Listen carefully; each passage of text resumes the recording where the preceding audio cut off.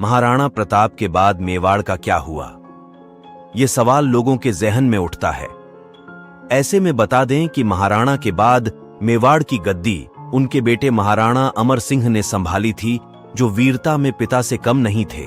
महाराणा अमर सिंह ने मुगलों के साथ 17 बार युद्ध किया था, जिनमें से आखिरी युद्ध को छोड़कर वे सारे जीत गए थे। आखिरी युद्ध में मुगलों ने मेवाड़ के साथ मैत्री संधि कर ली थी। फिर दोनों राज्य कभी नहीं भिड़े। अमर सिंह का जन्म 16 मार्च 1559 को हुआ था।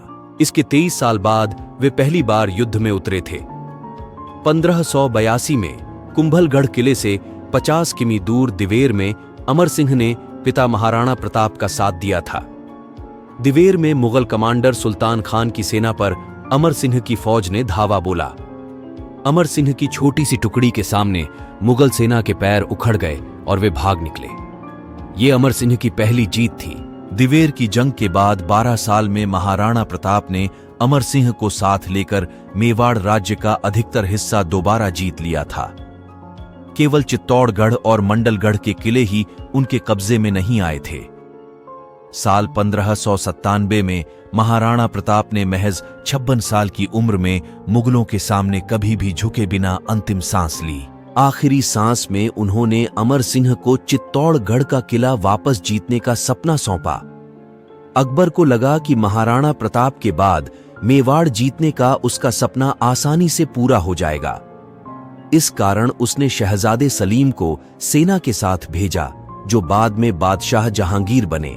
राम वल्लभ सोमानी की किताब हिस्ट्री ऑफ मेवाड़ के अनुसार साल 1599 में महाराणा प्रताप और मुगल बादशाह अकबर के बेटों के बीच जंग हुई। शुरू में सलीम कुछ इलाके जीते, जिन्हें अमर सिंह ने फिर जीत लिया। सलीम मेवाड़ को जीतना मुश्किल मानकर फौज लेकर बंगाल चले गए। 1603 में सलीम ने और ज्यादा बड़ी सेना के साथ मेवाड़ पर हमला की तैयारी की, लेकिन यह हमला अकबर सलीम की तनातनी में थम गया।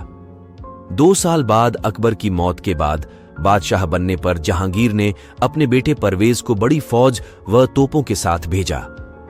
महाराणा अमर सिंह ने गुरिल्ला युद्ध से मुगल सेना को नाकों तले चने छपवा दिए। जहांगीर ने इस पूरे घटनाक्रम का जिक्र अपनी जीवनी तुजुक ए जहांगीरी में भी किया है।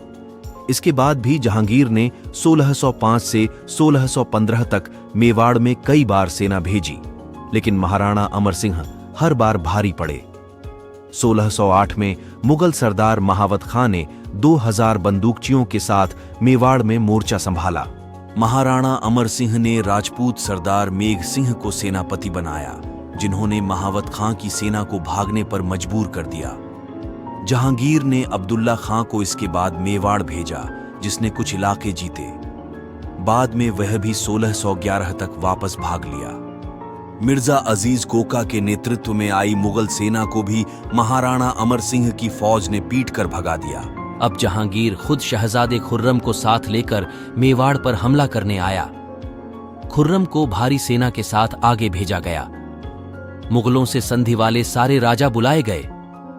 4 तरफ से मेवाड़ की नई राजधानी चावंड को घेरा गया। मुगल कब्जे में उत्तरी मेवाड़ आने के बाद भी अमर सिंह दक्षिणी मेवाड़ में 2 साल तक उन्हें रोके रहे। आखिर में कुछ राजपूत सरदारों के कहने पर अमर सिंह के बेटे कर्ण सिंह संधि के लिए तैयार हुए। कर्ण सिंह के आग्रह पर अमर सिंह बुझे हुए मन से संधि के लिए तैयार हो गए। फरवरी 1615 में हुई संधि में मेवाड़ मुगलों के साथ हो गया, लेकिन इसमें भी मेवाड़ की ही जीत थी। संधि में लिखा गया कि महाराणा को मुगल दरबार में हाजिरी नहीं देनी होगी, मेवाड़ मुगलों के बीच शादी के रिश्ते नहीं होंगे और महाराणा को चित्तौड़गढ़ मिल जाएगा। इस तरह बाकी राज्यों से मेवाड़ ऊपर ही था। जहांगीर के शासन में भारत आए ब्रिटिश राजदूत टॉमस रो के मुताबिक बादशाह इस संधि को इतना उत्सुक था कि उसने कर्ण सिंह को पास बुलाकर छाती से लगाया। हालांकि इस संधि मुगलों को कम और मेवाड़ को ज्यादा लाभ हुआ। जहांगीर ने मेवाड़ से तोहफे लेने के बजाय उल्टा उसे बहुत सारे कीमती तोहफे भी दिए। संधि में मेवाड़ का ही पलड़ा भारी था, लेकिन महाराणा अमर सिंह इससे खुश नहीं थे। संधि होते ही उन्होंने राजकाज कर्ण सिंह को सौंप दिया। इसके 5 साल बाद 26 जनवरी 1620 को उनका निधन हो गया। माना जाता है कि संधि के दर्द के कारण ही उनका निधन हुआ था। वीडियो अच्छी लगी हो तो दोस्तों वीडियो को लाइक, कमेंट और सब्सक्राइब करें, अपने दोस्तों को शेयर करें।